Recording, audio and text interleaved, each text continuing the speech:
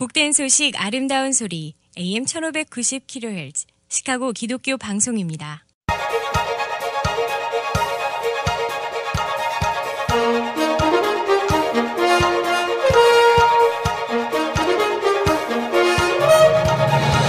김정일 해설위원의 시사 해설. 세상을 넓게 봅니다. 삶의 지평이 넓어집니다.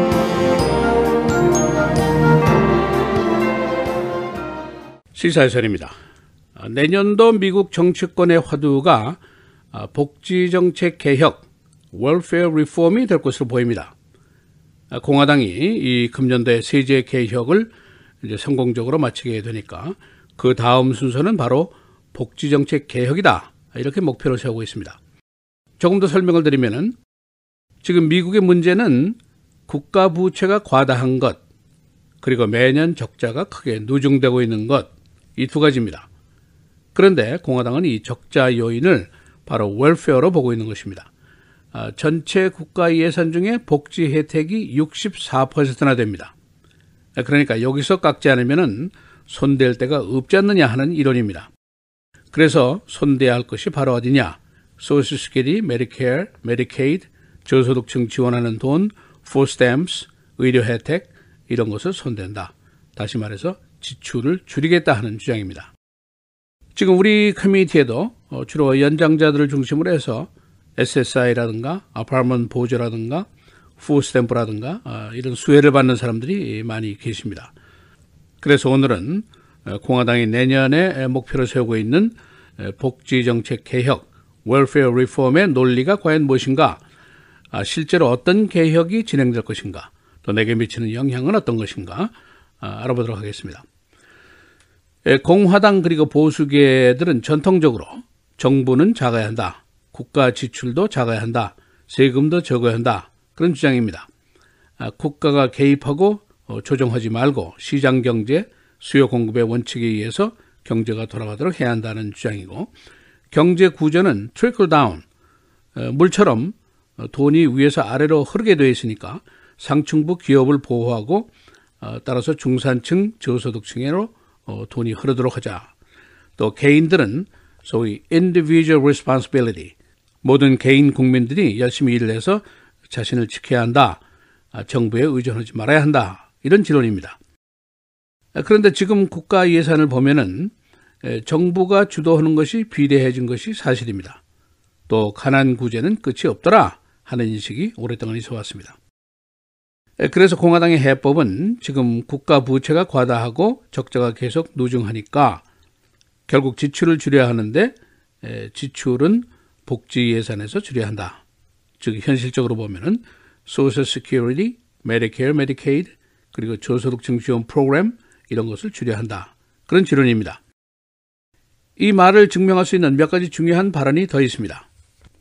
트럼프 대통령이 바로 지난주에 미소리에서 연설을 할 당시에 우리는 이제 복지정책 개혁으로 간다라고 말을 했습니다. 그리고 어제는 하원 의장인 폴 라이언이 역시 같은 말을 했는데 우리는 복지 개혁으로 연방 의료비 그리고 anti-poverty 프로그램, 저소득층을 위한 프로그램들을 줄여서 미국의 부채를 줄여야 한다라고 말을 했습니다. 이제 여기서 질문이 나올 수가 있습니다. 바로 엊그제 상원과 하원이 감세안을 통과시켰는데 10년 동안 1조 달러의 국가 부채가 늘어나도록 되어 있습니다. 그리고 그 결과는 결국 기업과 부자들의 배를 불리는 것이 아니냐, 그런 의문이 강하게 제기가 되고 있습니다. 어떻게 정부가 그런 감세를 하고 지금은 또 일반 국민들의 젖줄인 소셜 시큐리티와 메디케어, 메디케이드를 줄인다는 것이냐, 그런 의문이 제기될 수 있습니다. 여기에 대한 이제 공화당의 답변입니다. 감세는 뭐냐? 결국 국가 경제 성장을 촉진하기 위한 것이다 하는 것이죠. 그러니까 성장과 지출 감축을 병행한다, 그런 이론입니다. 지금 빚을 줄이고 지금 적자를 줄여야 한다는 이론이죠. 감세를 통해서 경제 성장을 촉진하고 그리고 지출을 감축해서는 적자 부채를 줄이는 것. 그래서 국가 경제가 건강해야만이 가난 구제도 할 수 있다, 그런 지론입니다. 몇 사람의 말을 더 들어보면은 지난 대선에 출마했던 마르코 루비오 상원의원, 지출을 줄여야 하는데 일반 예산에서는 불가능하고 고로 복지 예산에서 줄이는 수밖에 없다. 그게 바로 소셜 시큐리티, 메디케어, 메디케이드다. 그렇게 얘기를 했습니다. 그리고 감축 대상은 현재 수혜자는 빼고 앞으로 있을 수혜자들을 대상으로 해야 한다라고 말을 했습니다. 그리고 상원의 재정위원장인 오린 해치, 유타주 상원의원인데 지금 진행되고 있는 진보 측의 가난구제 프로그램들은 완전히 낭비다. 이 상태로 가면은 미국의 재정이 점점 더 악화될 뿐이다 라고 강하게 얘기를 했습니다. 트럼프 대통령 선거 시에 복지 예산은 안 건드리겠다라고 아주 여러 번 약속을 했습니다. 그러나 지금은 웰페어를 개혁하겠다라고 얘기를 하고 있습니다. 그래서 구체적으로 어디에서 어떻게 손을 댈 것인지는 아직 확실치가 않습니다. 그래서 지금으로서는 앞으로 혜택을 받을 수혜자들만 대상으로 바뀔 것인지 아니면 현재 수혜자도 혜택이 바뀔 것인지 확실하지가 않고 또 어느 부분에서 얼마나 혜택이 깎일 것인지 이것도 아직 확실하지가 않습니다. 그러나 진보계 그리고 민주당의 생각은 이것과는 또 크게 다른 것이 사실입니다. 가난구제도 바로 국가의 의무다 하는 인식입니다. 버니 샌더스 상원의원이 공화당 의원들에게 귀하들이 부익부의 세금 개혁을 해서 적자와 부채를 늘리게 했는데 그 다음에는 그 적자 부채를 또 줄인다고 지출을 감축할 거 아니냐. 그러면 그 지출을 감축한다고 소셜 시큐리티, 메디케어, 메디케이드 빈곤 프로그램을 깎겠다고 할 것이 아니냐라고 질문을 하면서 그런 거 안 하겠다는 약속을 할 수 있느냐라고 발언을 했습니다. 이때 펜실베니아주의 공화당 의원인 패트릭 투미 의원이 답변을 했는데 이렇게 얘기를 했습니다. 나는 혜택이 필요한 사람들의 프로그램을 없애는 데는 동의하지 않을 것입니다. 그러나 나는 그 프로그램들이 계속 존재할 수 있게 되기를 원하고 있습니다. 라고 얘기를 했습니다. 바로 이때 버니 샌더스가 지금 바로 귀하가 한 말은 소셜 시큐리티를 깎겠다는 말이요. 라고 일척을 했습니다. 이것이 이제 양측이 서로 다른 생각을 하고 있는 것을 잘 표현하고 있습니다. 이 폴 라이언 하원 의장이 캐톨릭 신자인데 그가 캐톨릭 대학인 조지타운 대학에 강의를 갔다가 그거 사제들이 그대는 캐톨릭 신자인데 왜 그대의 예산안에는 가난구제가 그렇게 없어? 라고 질책한 것. 이것은 꽤 유명한 일화 중에 하나입니다. 참고로 지금 현재 미국의 국가경제 단면을 아주 간략하게 요약을 하면 이렇습니다. 부채가 한 20조 달러 됩니다. GDP가 18조 원이니까 GDP를 넘어섰습니다. 수입이 연간 3조 2천억 달러, 지출은 3조 6천억 달러, 그러니까 매년 적자가 늘어날 수밖에 없습니다.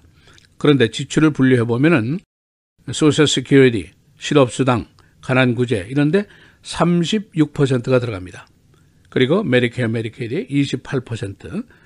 그래서 소위 그 엔타이틀먼트 버젯, 복지 예산에 있는 것이 전체 합하면은 64%나 되고 있습니다. 바로 그래서 공화당이 여기서 지출을 줄일 수밖에 없다고 주장하는 이유가 바로 이겁니다. 그리고 국방비가 전체 15%, 그리고 일반 부처 예산은 14%뿐입니다. 시사해설 김재일입니다.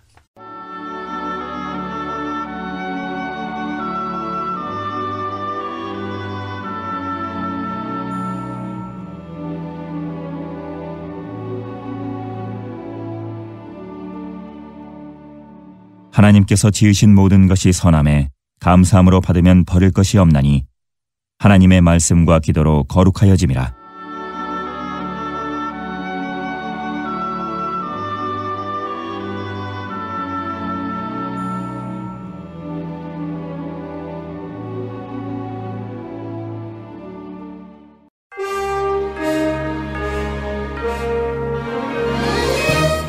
(12월 7일) 목요일 헤드라인 오늘의 주요 뉴스입니다. 캘리포니아에서 발생한 대형 산불이 나흘째 지속되면서 피해가 눈덩이처럼 확대되고 있습니다. LA 북서쪽 벤투라 카운티에서 지난 4일 시작된 이번 산불로 현재까지 10만 에이커가 불에 탔습니다. 현재 12,000여 명 정도의 시민들이 직접적으로 화재의 위협을 받고 있고 LA와 벤투라 지역에서 20만 명이 이번 화재의 영향권에 들었습니다. 트럼프 대통령이 이스라엘과 팔레스타인이 분쟁을 벌여온 예루살렘을 이스라엘의 수도로 공식 인정했습니다. 이어 후속 조치로 이스라엘 주재 미국 대사관을 텔아비브에서 예루살렘으로 이전토록 지시했다고 밝혔습니다. 또 이국가 해법을 지지할 준비가 돼 있으며 마이크 펜스 부통령을 조만간 중동으로 파견할 방침이라고 말했습니다. 트럼프 대통령이 예루살렘을 이스라엘의 수도로 인정한다고 공식 선언하면서 중동 지역에 긴장감이 감돌고 있습니다. 이스라엘과 팔레스타인 간 장기 분쟁의 뇌관이었던 예루살렘의 지위 문제를 놓고 미국이 이스라엘에 손을 들어주면서 아랍 국가와 이슬람권이 극렬 반발하는 등 중동 지역 정세의 불안정성이 고조되고 테러 등 유혈 사태 가능성까지 제기되고 있습니다. 유엔 사무총장은 어제 프랑스, 볼리비아, 이집트, 이태리, 세네갈, 스웨덴, 영국, 우루과이 등의 요구를 받아들여 내일 긴급 회의를 개최하기로 결정했습니다. 트럼프 주니어가 작년 6월 트럼프 타워에서 러시아 인사들과 만난 것과 관련해 아버지 트럼프 대통령과 나눈 대화 내용을 연방 하원 청문회에서 밝히지 않겠다고 말했습니다. 트럼프 주니어는 트럼프 대통령과 대화 당시 변호사들이 배석했기 때문에 변호사 의뢰인 특권을 내세워 대화 내용에 대한 증언을 거부하겠다고 밝혔습니다. 호주에서 동성 결혼이 합법화됩니다.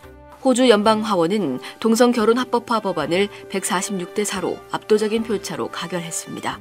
동성결혼 합법화를 위한 공식 절차가 끝나면 호주는 세계에서 26번째로 동성결혼이 허용된다고 언론은 전했습니다. 지난달 뉴욕 크리스티 경매에서 미술품 경매 사상 최고 가격인 4억 5,030만 달러에 레오나르도 다빈치의 살바토르 문디 구세주를 낙찰받은 사람은 사우디 왕자인 것으로 밝혀졌습니다. 뉴욕타임스가 입수한 경매 서류에 따르면 살바토르 문디를 낙찰받은 사람은 바데르 빈, 압둘라 빈, 모하메드 빈, 파르한 알 사우드라는 긴 이름의 왕자로 왕과 서열은 낮지만 새로 권력을 장악한 모하메드 빌 살만 왕세자와 절친한 사이인 것으로 밝혀졌습니다. 세계 최대의 소매 유통업체인 월마트 스토어가 아마존의 시장 점유율이 점점 커지는 가운데 회사의 법적 명칭을 2018년 2월 1일부터 월마트로 바꾼다고 어제 밝혔습니다.